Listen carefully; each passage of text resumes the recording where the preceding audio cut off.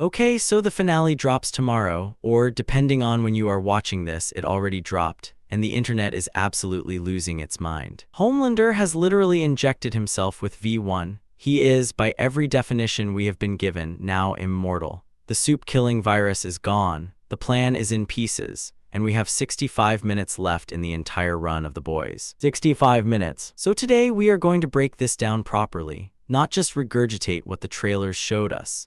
We are going to look at who dies, how they die, and then I am going to pitch you a theory for how Homelander actually meets his end, and it involves a character that almost nobody is talking about. Stick around for that, it is the best part. Before we get into predictions, let's be honest about this season for a second. Season 5 has been genuinely brilliant at times. The political satire is sharper than ever. Homelander becoming a literal god king of America, the freedom camps, the propaganda machine running at full tilt. It is uncomfortable in the best way. Kripke, the writers, were apparently writing this before the 2024 US election, and some of what they imagined has already happened in real life. That is a terrifying sentence to type. But there have been stretches of this season that felt like the show was doing two things at once: building character arcs for a big finale, and also quietly advertising the upcoming spin-off Vought Rising. Soldier Boy gets brought back, which was exciting, but his arc this season felt like setup for a 1950s period show rather than a payoff for the main story. The man went back into cryosleep after all that. And the Gen V crossover, while appreciated, arrived incredibly late. Marie Morrow and Jordan Lee only showed up properly in episode 7. The penultimate episode, Starlight then basically told them to go home. After a year of sleeping in cars and dumpster diving, apparently, that is not great storytelling economy. Let's establish the scoreboard so far, because this season has already been generous with the kills. A-Train is gone. After spending most of the show as a coward and a sellout, he became the Leak, left the Seven, joined the Resistance, and got taken out for it. That was a good death. A full arc. Firecracker is gone. Homelander killed her. Black Noir the Second is gone. The Deep killed him after he punctured a petroleum pipeline and essentially turned the ocean against himself, which is exactly as absurd as it sounds. President Calhoun is gone. The political puppet did not last. And Frenchie is gone, and that one hurt. The penultimate episode was titled after him: The Frenchman, the Female, and the Man Called Mother's Milk, and it was basically the show announcing what was coming. When a show names an episode after a character's full role in the story, they are usually saying goodbye. Frenchie turned on the uranium to distract Homelander and protect Kimiko. He went out shielding her and the plan. He mocked Homelander about dancing in his final moments, because dancing had always been his way through the worst things life threw at him. It was the right death for the character. It was earned.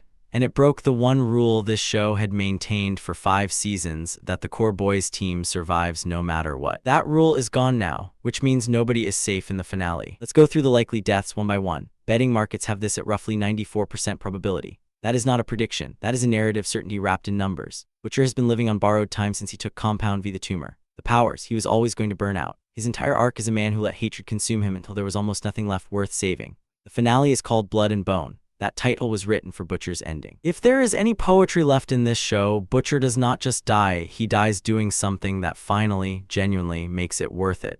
Something that redeems the wreckage. This is the big one. Odds have him at around 89% to die. And yet, after the V1 injection, nobody can fully explain how it happens. Plan going into the finale involved Kimiko.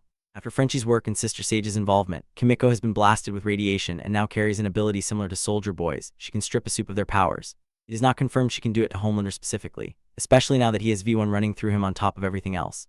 But if Kimiko gets close enough, and if his powers get stripped, then Butcher walks up and does what he has always wanted to do. There is a leak circulating that describes exactly this: Homelander depowered, Butcher finishing it with a crowbar. Very human, very Butcher. We are not going to confirm leaks here, but that ending would thematically land. There's also the version where Homelander survives but is left powerless, living out his days as just another person, which for him would genuinely be worse than death. The great soup supremacist, stripped of everything that made him feel like a god. This is the big one. Odds have him at around 89% to die. And yet, after the V1 injection, nobody can fully explain how it happens. Plan going into the finale involved Kimiko. After Frenchie's work and Sister Sage's involvement, Kimiko has been blasted with radiation and now carries an ability similar to Soldier Boy's. She can strip a soup of their powers.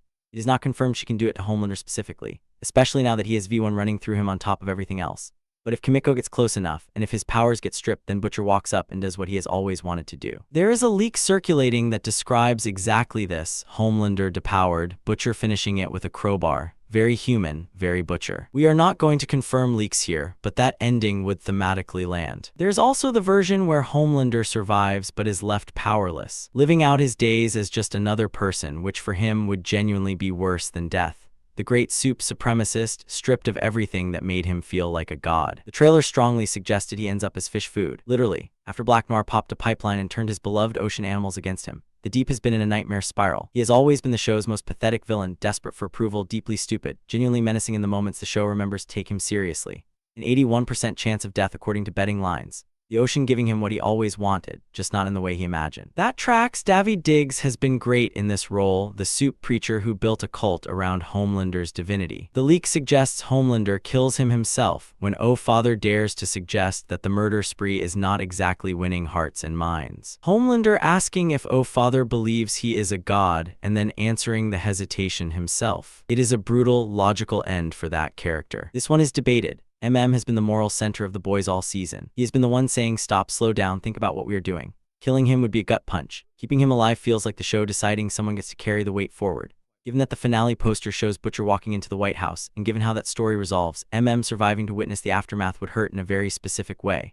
But the odds of his death are real. Here is one that does not get talked about enough. Jordan has been positioned as a fighter all season. They are capable, they are motivated, and they arrived right at the end specifically to be part of this. Expendable enough that their death would shock without destroying the story. Watch Jordan. Ashley is not dying. Ashley is never dying. She's the ultimate survivor. She read the room at the end of season 4. She took Compound V when she thought she was next, and her head has been slowly getting larger all season in the most disturbing possible metaphor for unchecked ambition. According to the leak, she makes it out and eventually ends up in France. Ashley absolutely starts a new life in France. That is the most Ashley thing imaginable. Now here is the part I want to spend real time on. Because this is the theory that nobody in the mainstream conversation is seriously pushing, and it is the one that I think fits this season the best. For anyone who skipped Gen V, Kate is a soup from Godolkin University. Her power is touch-based persuasion. She makes contact with someone and she can put a suggestion directly into their mind. They act on it. They follow it. She has been described as the boys' equivalent of a telepath, and her actress Maddie Phillips describes the power as coercion via touch. Kate started Gen V as a popular girl with a dark side.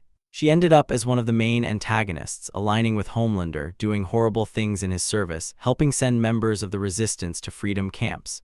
She has not had a redemption yet. Her story has been guilt and self-loathing and rejection and running from what she did. She is confirmed in season 5. She showed up as a poster on the wall in episode 6, and even Maddie Phillips herself tweeted that she had no idea her character's photo was going to be in that episode.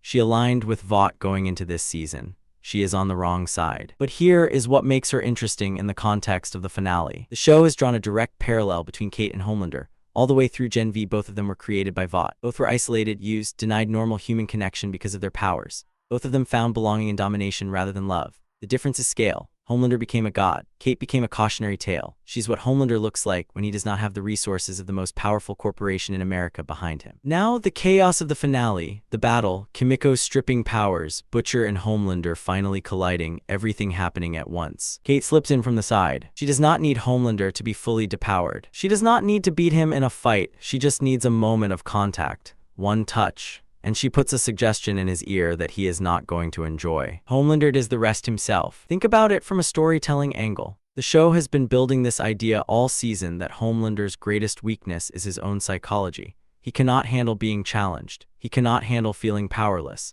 He cannot handle the idea that he is not what he believes himself to be. Every breakdown he has had in 5 seasons has come from that place. What if the suggestion Kate plants is not a command to die, but a thought, a doubt that his entire constructed identity cannot survive? What if it is not Kate saying, kill yourself, but Kate making him truly believe for just one moment that he is nothing? That is not a stretch for this show. This is a show about how belief in sups is manufactured.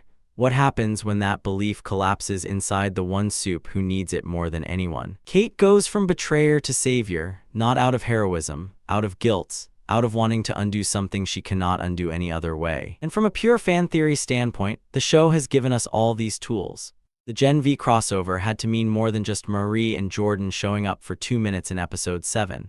Kate is there. Her power is uniquely suited to the problem. and the season has been building character arcs around unexpected people doing unexpected things. Is it confirmed? No. Is it in any leak? Not that we have found, but it fits. It fits the season's tone, Kate's arc, and the thematic logic of the show. Let's zoom out for a second. Even if Homelander dies, the show has spent this entire season asking, does that actually fix anything? Vought is still there, Stan Edgar is still alive, waiting to rebuild. The freedom camps existed. The propaganda worked on millions of people. A train died as a whistleblower, which is something that actually happens to whistleblowers. The machinery that created Homelander is bigger than Homelander. Kripke said earlier this season that they wanted to write a version of creeping authoritarianism in America. And then some of what they wrote just happened in real life before the show even aired. That is not a coincidence. That is the show doing what good satire does, holding a mirror up so close that people get uncomfortable. So the ending is probably not a clean win. It is probably Homelander dead and Butcher dead and MM standing in the wreckage wondering if it was worth it. It is probably Ashley Barrett on a plane to France. It is probably Ryan, Homelander's son, having to decide what kind of person he becomes without his father to either follow or run from. It is probably messy. It should be messy. The best finales do not resolve everything. They resolve the central question and leave the world changed but not fixed. Breaking Bad did it. The Wire did it. If The Boys sticks to its own logic, this is what it does too. So that is where we land. Butcher and Homelander are the most likely to go. The Deep is probably fish food. Oh, Father gets torn apart by the man he called a god. Might make it. Jordan Lee is a dark horse death. Ashley escapes to France and honestly thrives. And somewhere in the chaos, Kate Dunlap slips through, puts something in Homelander's head, and becomes the most important character in a finale that nobody expected her to be in. That is the theory. If it happens, you are all witnesses. If it does not, we move on and pretend this video never existed. Drop your predictions in the comments. Tell me who you think survives. Tell me I am wrong about Kate. I am ready. The finale drops May 20th on Prime Video. The title is Blood and Bone. It runs 65 minutes. See you on the other side.